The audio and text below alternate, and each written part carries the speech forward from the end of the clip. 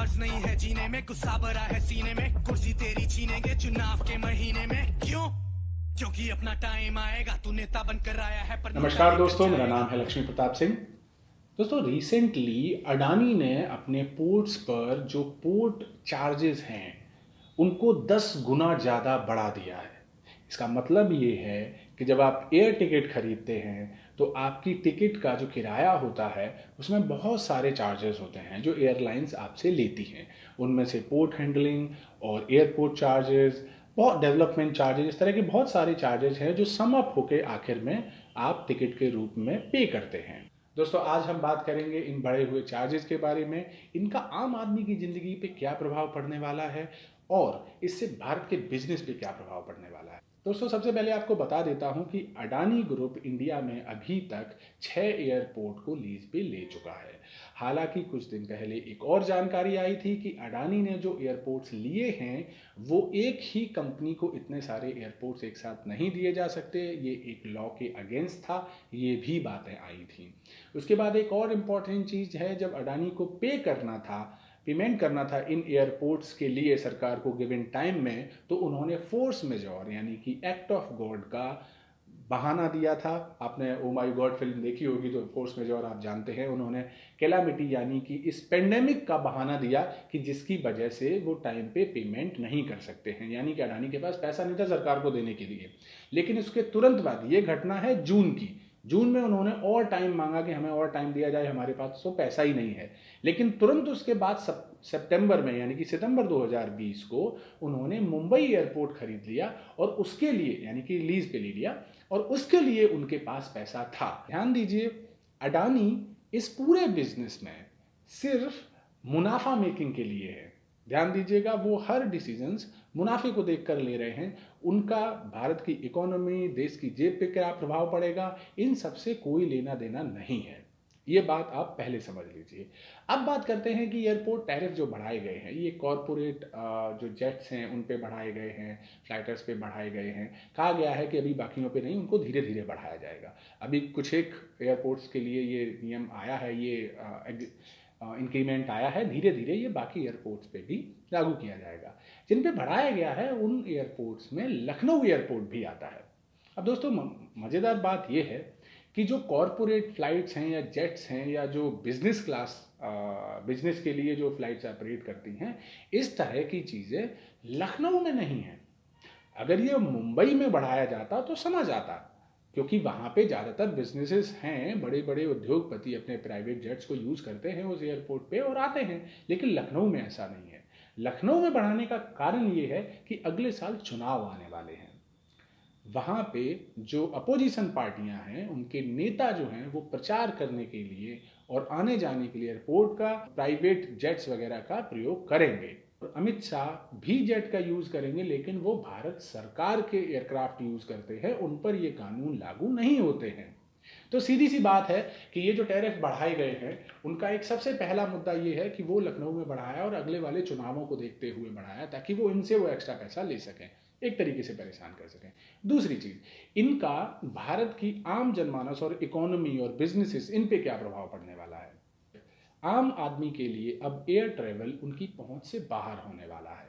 आप अगर 15 साल पहले ध्यान दें तो भारत में गिने चुने लोग या फैमिलीज हुआ करती थी जो हवाई यात्राएं कर पाती थी। उसके बाद जब एयर टिकट्स कम हो गई, डीजीसीए आ गया, एरा आ गया, तो उसके बाद रेट्स जब कम हुए तो 1000-2000 रुपए की एयर टिकट हो गई है। उसके बाद आम आदमी, मिडिल क्लास भी जो है वो हवाई यात्राएं करने लगा है। आज की डेट में अगर कोई भी व्यक्ति कहीं घूमने जाता है, नॉर्थ का व्यक्ति साउथ में जाता है या पहाड़ों पे घूमने के लिए जाता है, तो टिकट की कीमत अगर आप 2-3 महीने पहले प्लान कर लेते हैं तो आपको 1500-2000 रुपए की भी टिकट मिल जाती है। अगर 4 लोगों की फैमिली जाना चाहती है तो 8000 रुपए का किराया है। अगर आप गाड़ी से भी जाते हैं अपनी तो इससे ज़्यादा का डीजल जल जाएगा। तो इस तरह से आम आदमी भी एयर टिकट अफोर्ड कर सकता था। ये 10 गुना बढ़ा दिया गया है, 10% नहीं बढ़ाया है दोस्तों। जो 1000 रुपए में से 100 रुपए सिर्फ एयरपोर्ट का चार्ज हुआ करता था, उसको 100 से बढ़ा के 1000 कर दिया गया है। तो यानी कि अगर 1000 रुपए की टिकट थी, अब वो डायरेक्ट 2000 की हो गई है। तो ये इससे क्या फ़र्क पड़ेगा कि सबसे पहले तो आम आदमी जो है उसकी पहुंच से अब हवाई यात्राएं दूर होने वाली हैं बहुत जल्दी। दूसरी बात है, भारत का जो इकोनॉमी है, जो व्यवसाय है, इसमें से जो एमएसएमई है, मीडियम स्केल इंडस्ट्रीज, या अगर मैं हिंदी में बताऊं तो लघु एवं मझोले जो उद्योग हैं, इनमें ज़्यादातर काम करने वाले लोग इकोनॉमी क्लास की टिकट्स लेते हैं और इकोनॉमी क्लास में ट्रैवल करते हैं। दोस्तों, माना जा रहा है कि जो चार्जेस इंक्रीज किए गए हैं ये एक तरीके का लिटमस टेस्ट है, यानी कि फिलर है। इससे पता किया जाएगा कि किस तरह से इसका रिस्पॉन्स आता है, और अगर कोई केओस होने वाला है, अगर कोई इसका विरोध करने वाला है, तो उस पर अभी से उसको टैकल किया जाएगा। अगर नहीं होता है तो धीरे धीरे ये पूरे देश में चार्ज कर दिए जाएंगे। दोस्तों, भारत में ये जो चार्जेस हैं इनको रेगुलेट करने के लिए एरा है, डीजीसीए है, अन्य संस्थाएं हैं जो इन चार्जेस को रेगुलेट करती हैं। अडानी ने बिना उनके किसी चार्जेस के, बिना उनके किसी कंसल्टेशन के डायरेक्ट इन चार्जेस को बढ़ा दिया गया है। सरकार इस पर खामोश है, सरकार को इस पर सवाल करने की ज़रूरत थी। दोस्तों, उदाहरण के लिए मैं आपको सिंगापुर का उदाहरण देता हूँ। सिंगापुर के चेंगी एयरपोर्ट पे जो भी एयरक्राफ्ट का टर्न अराउंड टाइम है, यानी कि एक फ़्लाइट आती है और उसको जो एयरपोर्ट पे फैसिलिटीज़ मिलती हैं वो कहीं बेहतरीन और प्रोफेशनल सर्विसेज हैं। जब एक एयरक्राफ्ट किसी एयरपोर्ट पे पहुंचता है तो उसको बहुत सारी एयरपोर्ट पे सर्विसेज की ज़रूरत होती है, जैसे कि जो बैगेज हैं वो वहाँ से क्लियर होने के बाद उस काउंटर पे पहुँचना जहाँ से पिक किए जा सकें, उनकी अलग अलग सॉर्टिंग करना, उनको टाइम से पहुंचाना, उनमें कितना कम समय लगता है। जब पैसेंजर आते हैं तो वहाँ से उनको एयरक्राफ्ट तक ले जाने के लिए फ्लाइट ब्रिज होने की ज़रूरत है। भारत में अभी तक ऐसा खास नहीं है। भारत में अभी भी एयरपोर्ट से फ्लाइट तक ज़्यादातर बसों में भर के ले जाया जाता है। तो जो एयरलाइंस हैं उनको सर्विसेज वर्ल्ड क्लास नहीं दी जा रही हैं, लेकिन उन पर चार्जेस वर्ल्ड क्लास लगाए जा रहे हैं। भारत में पेंडेमिक के बाद ऑलरेडी जो इंडस्ट्रीज हैं, जैसे कि टूरिज्म इंडस्ट्री है, ट्रैवल इंडस्ट्री है, लोकल रिटेल इंडस्ट्री है, ये ध्वस्त हो चुकी हैं। आज की डेट में लोग घूमने नहीं जा रहे हैं। जब पेंडेमिक खुलेगा तो लोग घूमने के लिए निकलेंगे। हमें ज़रूरत है सस्ते टैरिफ की, सस्ते किराए की, ताकि ये लोग निकल सकें। होटल इंडस्ट्री पूरे इंडिया में क्या पूरे वर्ल्ड में ख़त्म हो चुकी है। इस इंडस्ट्री को उठने के लिए लोगों का बाहर निकलना, घूमना ज़रूरी है।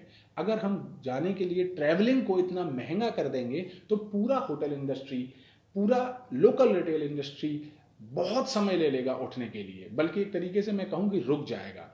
शिमला, मनाली, कुल्लू, देहरादून या गोवा या इस तरह की जो भी टूरिज्म स्पॉट हैं जहाँ पे बहुत से सैलानी भारत के या विदेश के घूमने के लिए जाते हैं, ऐसी जगहों की लोकल जीडीपी जो होती है, यानी कि वहाँ पास पड़ोस के लोग जो वहाँ पे चीज़ें बेचते हैं, जिनको सैलानी आकर खरीदते हैं, उनकी ज़िंदगी का मुख्य स्रोत होता है। अगर हम सैलानियों को जाने के लिए उनका ट्रैवल का जो एक्सपेंस है उसको इस लेवल तक इंक्रीज कर देंगे तो बहुत सारे ऐसे छोटे छोटे व्यापार हैं जो अफेक्ट हो जाएंगे।